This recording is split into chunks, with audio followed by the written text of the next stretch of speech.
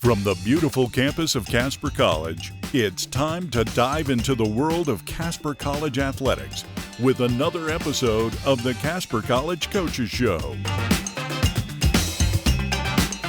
Now here's your host, Phil Kohler. Welcome, fans, to the Casper College Coaches Show. I'm your host, Phil Kohler, joined by Mr. Dwight Gennari, the head coach of the women's team. Coach, you guys have a tough game Friday night. You fall to NJC Saturday on their home, or on Friday on their home court, 75-51. Give us kind of an overview of what that game was like. It was a tough one, to say, but I think it was kind of also a perfect storm.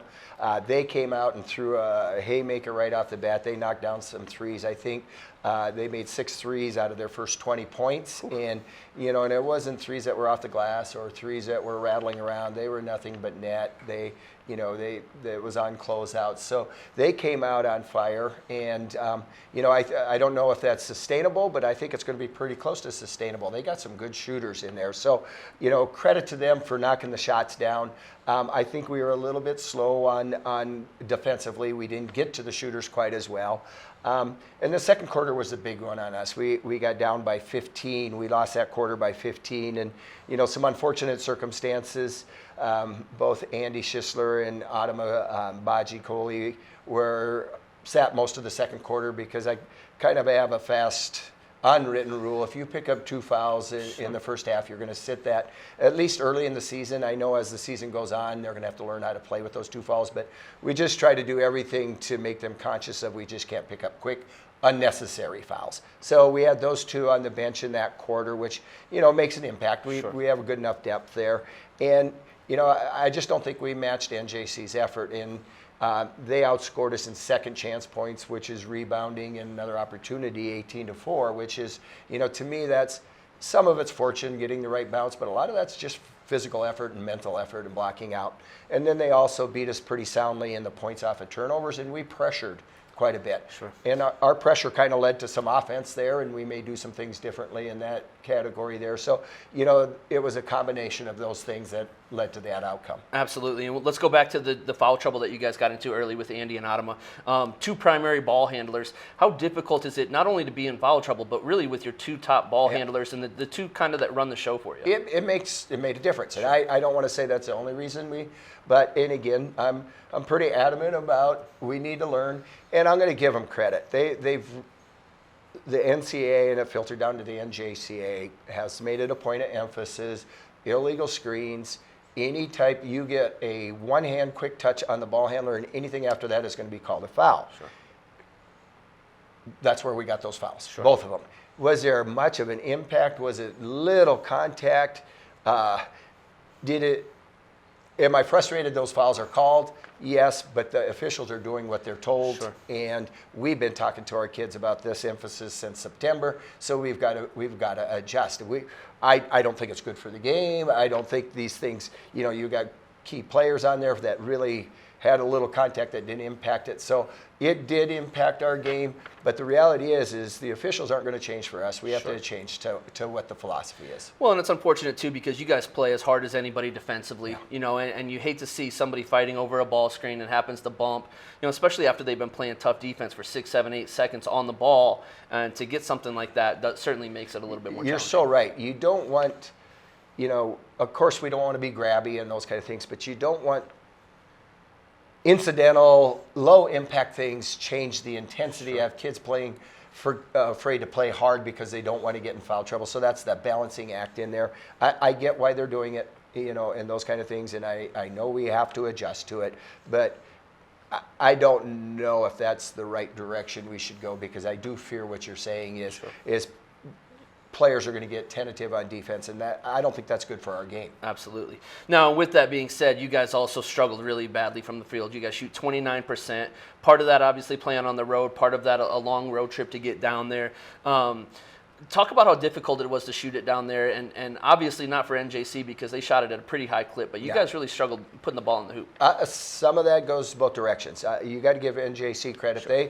We didn't have a lot of open looks, and that comes to their ability to play defense, which was good last Friday night, and our lack of execution.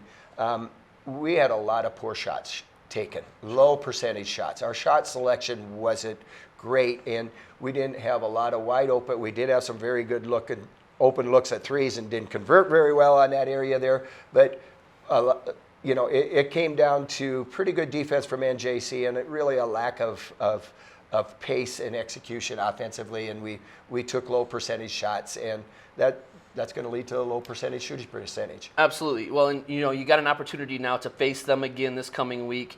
Again, a weird situation where you're playing a team back to back. One of the things obviously you're going to need is a great assistant coach that's going to come in and be able to help to, formulate a new scheme and kind of make those subtle adjustments. Nate Macy is one of the best as far as making those adjustments and just being around. Talk about how important Nate is to the program. He's a huge portion of our program. Has been since he's arrived in every phase of our program, from recruiting to individual workouts to travel play. He's got his fingerprints on every phase of our program and is very good at it. Preparation for this week is, it comes down, we always do a post-game report and we talk about, okay, what do we have to do next time against this team? He's always involved in that. And then carrying out the video sessions that we have. He does a lot of the editing of our film sessions, and then he's just as involved as I am in his practice. I'll do the practice plans. I will pick an area that I want, but he's got the other side of the ball. So he plays a huge role in our preparing for Friday's game. Absolutely. And fans, let's take an opportunity to meet Coach Macy with a new feature that I call 94 Feet with Phil Kohler. Here it is. This is 94 Feet with the women's basketball assistant, Coach Nate Macy. Coach, you ready to go? I'm ready. All right, Coach, give us your favorite memory from coaching basketball here at Casper College. Winning championships. Coach, what's your favorite restaurant in Casper? Probably Sherry's Place. The cheeseburgers are fabulous at lunchtime. Coach, who was your favorite player growing up? You're from Oklahoma. They didn't really have an NBA team back when you were growing up. Probably Desmond Mason or Bryant Big Country Reeves. Absolutely. All right, Coach, it's the Taylor Swift era time. I'm sure you've heard the girls singing in the locker room. Who's the best singer on the team? Anna Chaney. It's not Coach Canary. No. This has been 94 Feet with Coach Nate Macy, the girls' assistant basketball coach at Casper College. Easy. Welcome back, fans. Hope you enjoyed that new feature. Coach, let's talk a little bit about your matchup Friday night. You guys get the return matchup with NJC. Something that I didn't realize that I was looking into this weekend, they have their top 9 rotation players are all sophomores. Mm-hmm. You guys are playing all these freshmen. How much does the experience matter in a game like that? It does. There's no doubt about it. They playing together for 2 seasons now, or a season, a third, wherever we're at in there, makes a big difference on chemistry. It makes a big difference off-court chemistry. Absolutely. There's a lot of factors in that. And they were playing very well, this group of freshmen last year. Now sophomores were playing very well at the end of last year. We played them in the opening round of the Region 9 tournament. It was a battle till late in the fourth quarter. It was a close ball game. And they've got all the components. They got a very good point guard with Sweetwine. She does a good job. And then they have 2 good scoring combo wing guards. Sweeney is a very good three-point shooter. Martinez is a very good three-point shooter. Their forward, Bindis, is the one that got us going. She was shooting 22% from three-point line going into the game, which was a 4-game sample. That's a little bit. And she shot only about 24% the year before. Well, she was 5 for 7 against us. And again, it wasn't luck threes. They were drained. So at the forward position, they're skilled, and then they have 2 very good interior players that are much improved from last year with Winfrey and Williams can stretch it. Very good, very talented team. Sure. Well, and 3 girls that average more than 3 offensive rebounds a game. You talk about those extra possessions. Is that something that you guys are going to focus on for this rematch here? Would you say that that's the biggest key? Well, you can make up 24 points in a short period of time just on taking those 14 points that they beat us on second chance points, 18-4. That's, and again, it's fortune, ball bouncing the right way, but it's also remembering to block out, where to block out, not running to the rim. It's a mental phase as well. So yes, we definitely expect to flip that script a little bit. Yeah, definitely. Sure. What was the old Dennis Rodman quote that 90% of rebounding was effort and the other half was luck or something like that? He's right. Yeah, he's right. You can do everything right in a ball, it hits somebody's hands or bounces off the rim. You can do everything right and still not get it. But if you do everything right, it's going to lead you the right direction 90% of the time, as Dennis would say. Absolutely. Yeah. So, Saturday, you guys get to take on the Wyoming All-Stars. Usually a mixture of kids that we're not always sure who is going to be playing, but almost always you get an opportunity to coach against some of your former players. How cool is that to get that opportunity to see them? It's good and it's also negative in some ways because I think the world of every one of them returning, and you're conflicted with we need to have good team success there, Sure. But we don't. If it happens, and there's no guarantee it's going to happen. But if it happens, you don't want it to be at the expense of some of your formers because you couldn't have higher respect for any individuals. But we do have some formers coming back. I'm really excited to see him. Maya Jones is coming back. Reagan Tapp, who's now working here at the college, is going to play.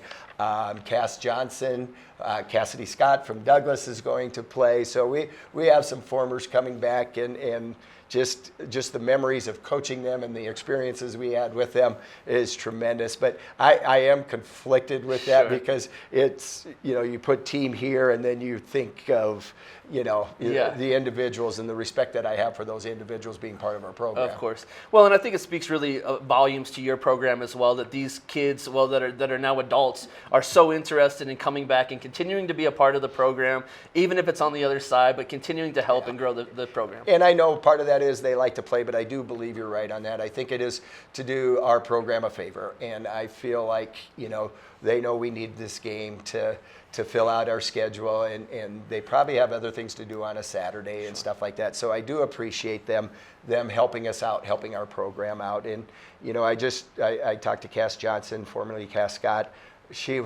I just wish we had the defensive charge record in our record book because she was unbelievable at it. But I said, hey, you can't do it on Saturday. You're a mother of two. You're a mother of two. You got to knock it out because I know she's going to get 4 fouls on us because she's so good at it. So it isn't me protecting Cass. It's me not wanting to get in foul trouble because she's so darn good at it, and she's a competitor. She'll do it. For sure. Well, Coach, you guys finally get the opportunity to play in front of Sweet Erickson Gymnasium, the fan base here. How important is that for you and the 11 freshman girls that are going to get to play in front of them for the first time? Best fans. We go out on the road, and I'll give NJC credit. They had probably their better fan base, and they were involved fan base when we played them there. But there's no doubt this is one of the best places to play. And our fan base is so darn loyal. Same faces since I've been here for 16 years, and so many of the same faces and so supportive. So it's great to get back here to the suite and play. And and our goal is to just go out there and compete as hard as we can and keep our fan base interested. Sure. And so for the fans, what's the one takeaway that you want them to have? Obviously a new team this year, a lot of new faces. When they're leaving the gym on Friday night after the NJC game, what's the one takeaway that you really want them to have? Well, I hope they see our effort right there. And I think we're going to be taking baby steps as the season goes with our inexperience. And, I hope there's some patience there if things don't look real great at the beginning because, I'm not a patient person, but I do understand that it's going to take some time, and hopefully our fans do too. But, hopefully we play a great game and they say, oh my gosh, I can't wait to see him again. That would be our optimum goal. Absolutely. So Friday night, 7 o'clock? 6 o'clock Friday night. 6 o'clock versus NJC. Saturday, 2 o'clock versus the Wyoming All-Stars. Correct. Coach, best of luck to you this weekend. Appreciate it. Look forward to talking to you next week. Yep. Fans, remember to shoot for the stars because even if you miss, there's always a chance for an offensive rebound. Thanks for joining us.